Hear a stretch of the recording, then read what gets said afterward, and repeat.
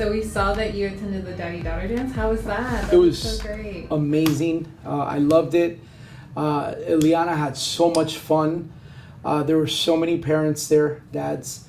As a matter of fact, there was an older gentleman there with his 2 grown daughters. Have never been in any type of daddy-daughter dance, so they told me we left our mom home with a box of mimosa, which I didn't know that came in a box.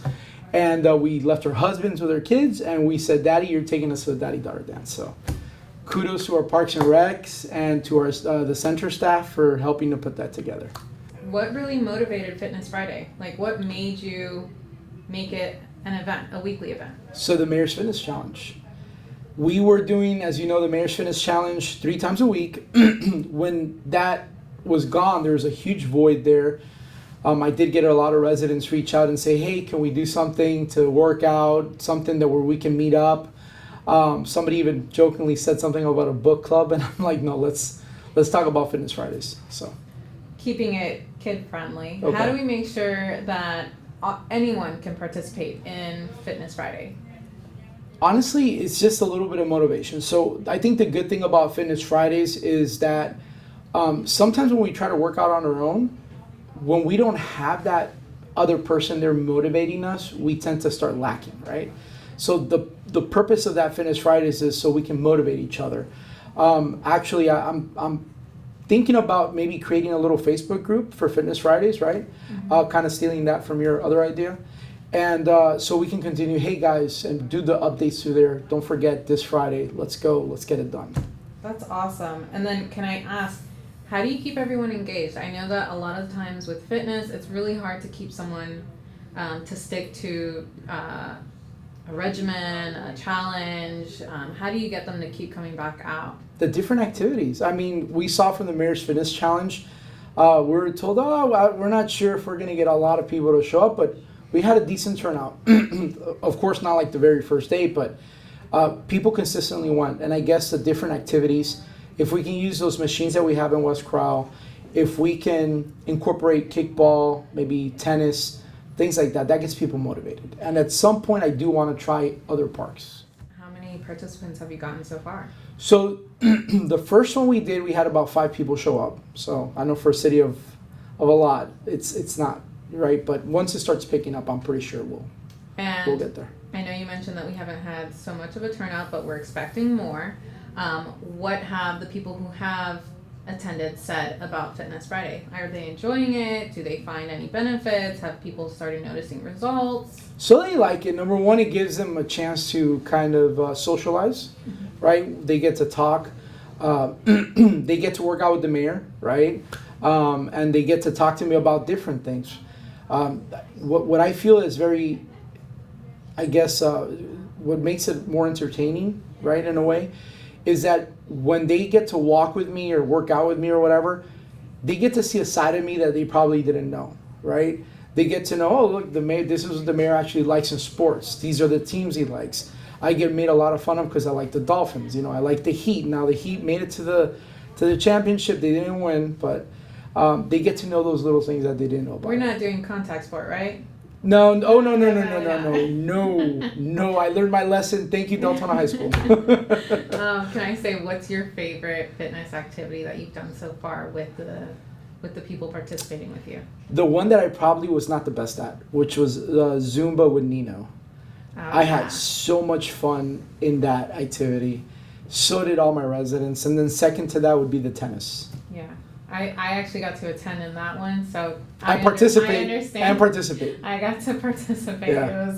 It was a lot of fun. He has a lot of great energy, but he takes it to a whole other level. Oh yes, he does. I don't know where he gets that energy from.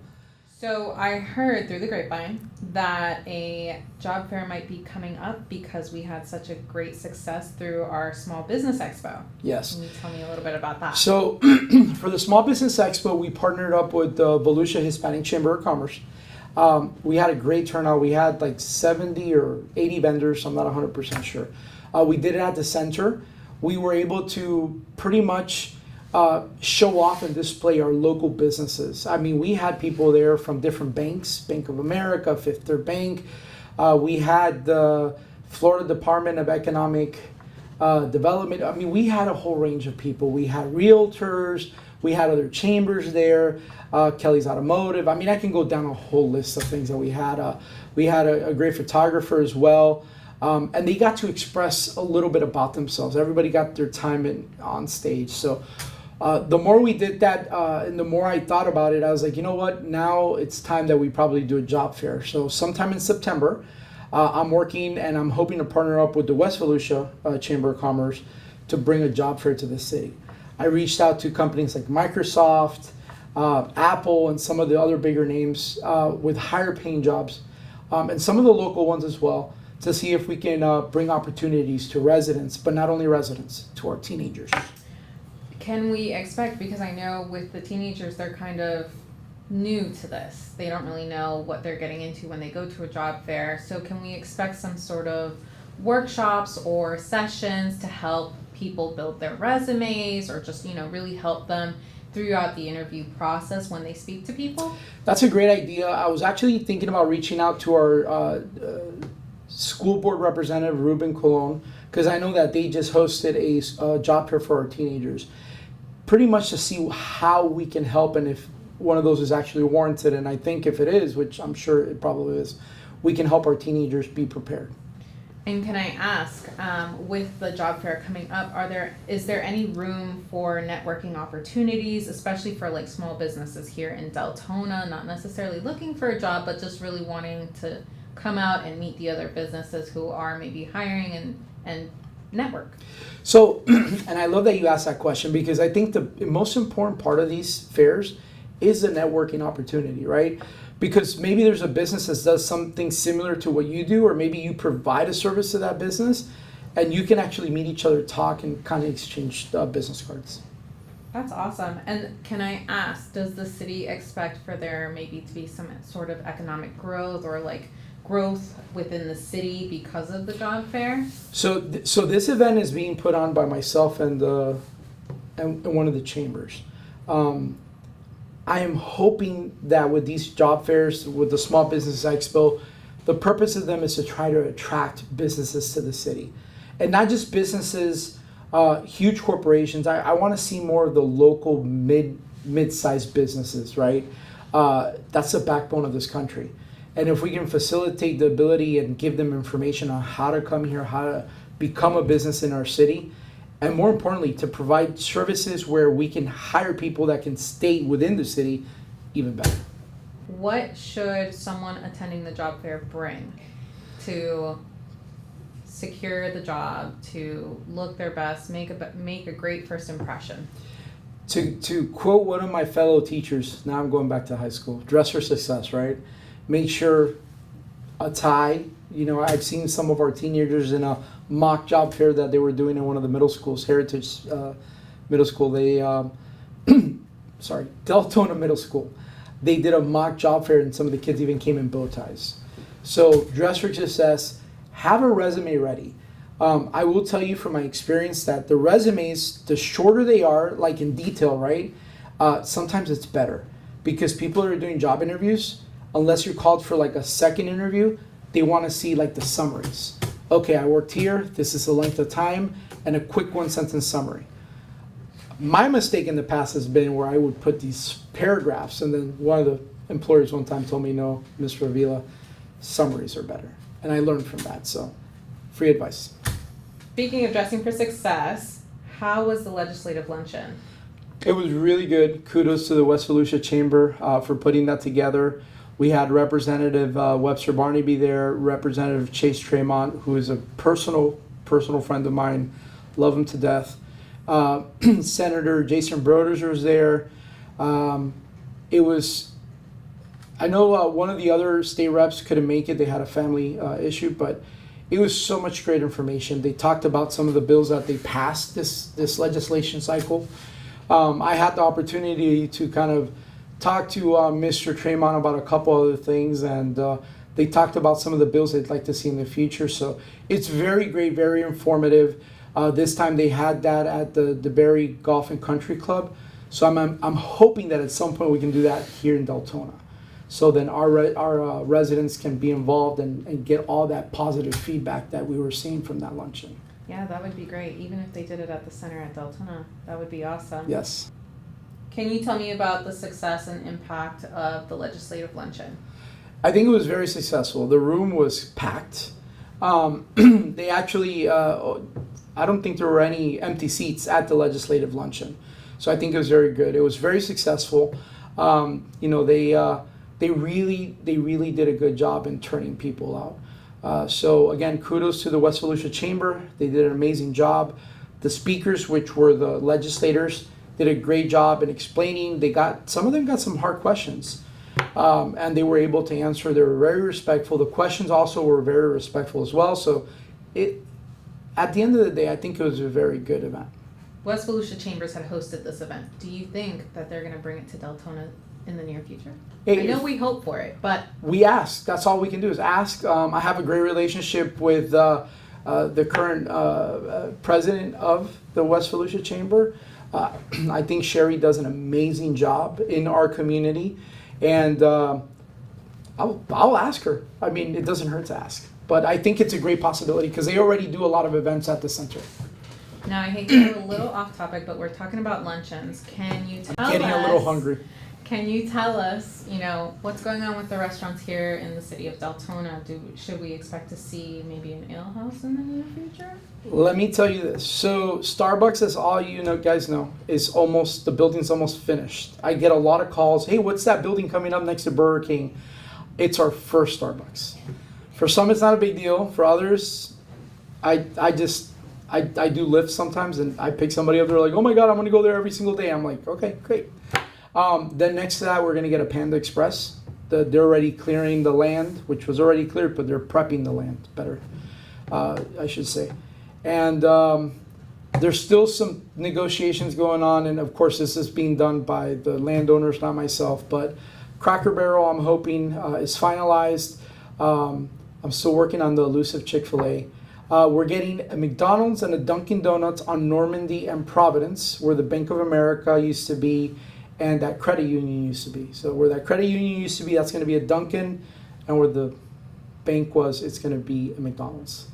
So. All right, well, thank you for letting us know about that. Can I ask, because we did it last year, you had a lot of town halls. So are we going to expect any more town halls in the near future? I just did one this past week. It was raining so hard. The turnout wasn't great, but there was a lot of great questions about traffic and some, how public forums are getting done now. But I'm trying to do a town hall every quarter at the center. So we have another one coming up in September and another one in December. And I will be forwarding that to the city manager. They have asked so they can advertise it. So. Now, when you were elected, you held a town hall in each district. Are we going to see that again?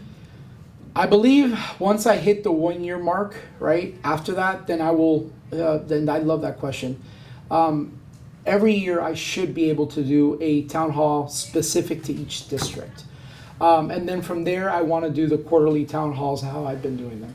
So you can look forward to maybe in January doing what I call the Deltona tour.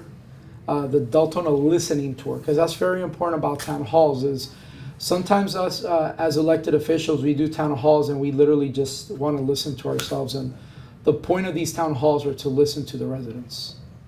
And how does the city ensure that we are listening to the residents and we are taking that information that they're providing and working towards meeting goals and objectives? Great question. It's the outcome.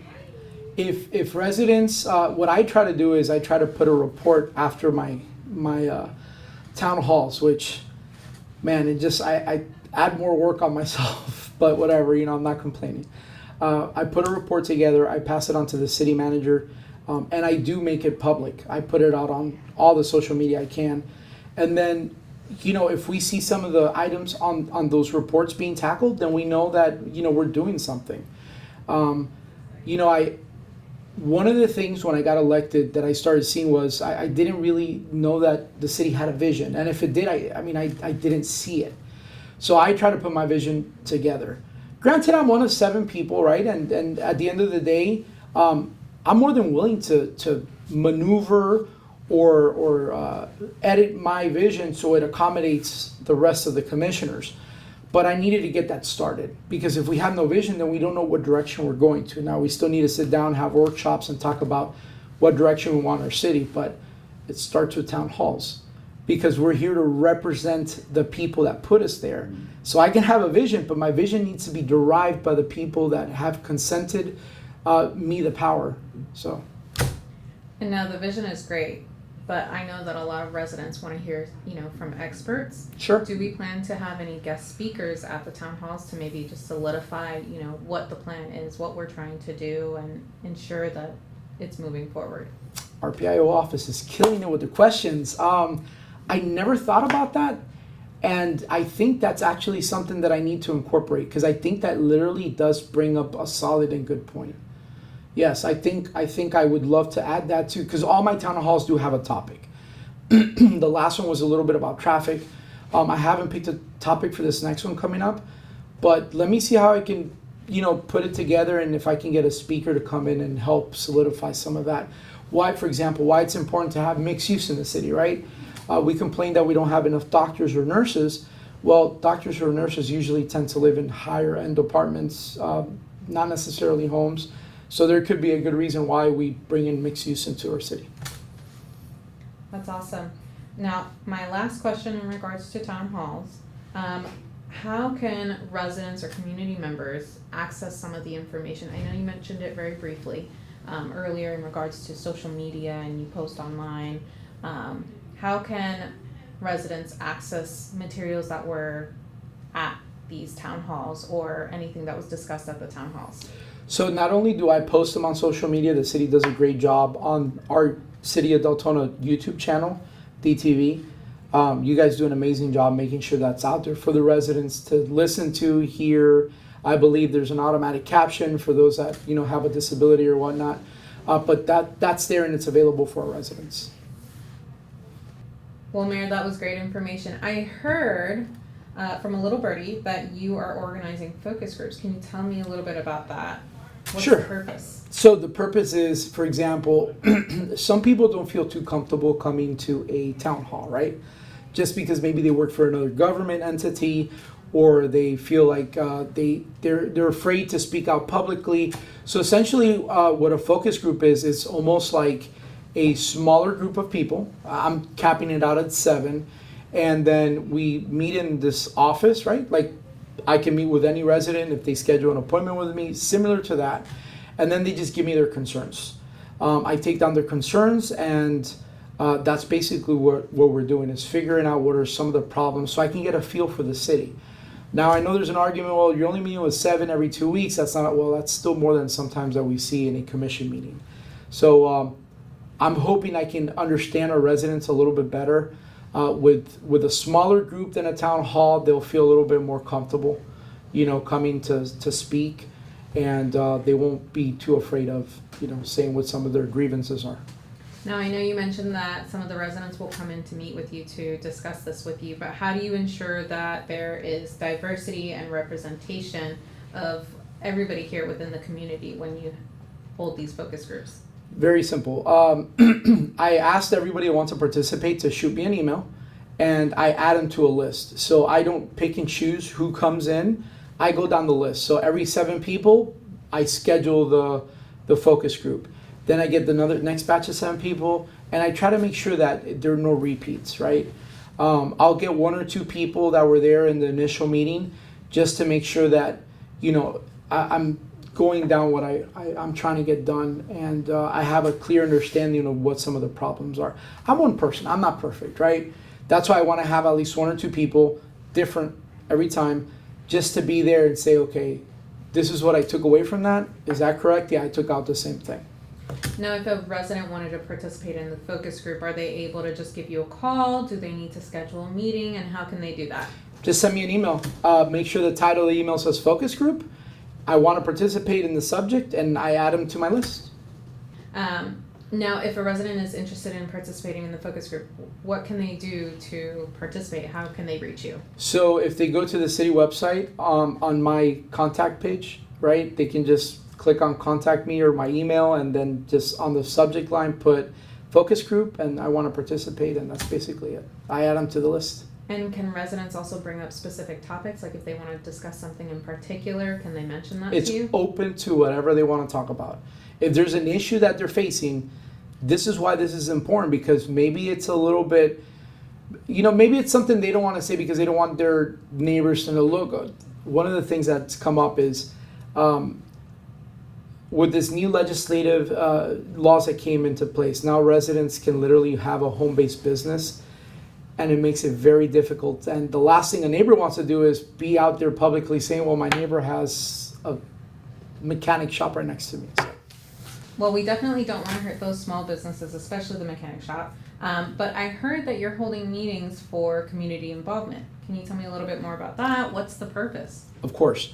So there's a couple of, workshops that I want to do, right? And these are being done at no charge to the residents. For example, there's one about credit to help our residents understand how the credit system works, how to get better credit, maybe a small little insert on how to start small business credit, because sometimes we don't understand that, right? So I am bringing somebody that wants to be involved in the community, a small business owner from Deltona, and she wants to give back. And so we're partnering together as the mayor of Deltona and as small business owner. I believe it's Second Chance Credit. And we want to give this workshop to our residents. That way they learn a little bit more of that. And then we're also partnering up with another small business Deltona owner, and we want to give a class, an English speaking class, to help those that possibly don't speak the greatest English, just so they can learn where they can go to get the English classes that they need. They can have their first couple of lessons and get that done. And then finally, we're thinking about doing a computer class for our seniors, so we can teach them a little bit how their iPhones work, how their Apple Watches work, maybe their Android devices, and how to open their emails. Let me tell you, Adeline, we have so many seniors in the city that I hear have been scammed by an email. Some guy from far away has passed away, and he has this huge amount of money that they need to transfer into some account. And unfortunately, some people click on these links, and then they get all this malware stuck in there. And next time they check, our seniors have been victim of financial fraud because people are dipping in their accounts. So a little bit of a lesson there, so we can teach how they can maneuver. We had another resident who had fell. She called her son, and her son had to drive all the way to her house to pick her up and help her out. But she had an Apple Watch. She didn't know how to maneuver her Apple Watch. So those are the little things. If we can help, I'm still looking for a business partner. I have one in mind. So we can do that, and we want to do it. I want to make sure it gets done free for the residents. I don't want them to get charged anything. That's so great to hear. I'm happy that you and the city are actively engaging with our residents, especially, people who might need these resources. Yes. There's so many residents in our community who maybe don't speak English or have difficulties with our technology. But is there anything else? The only last thing I want to say before we go is I hope on this next one coming up, that I get to present my family, right? I want to do one where you guys get to meet my family, my wife, my daughter, hopefully my second daughter. I'm hoping by that time she's born already. And Deltona first, that's it.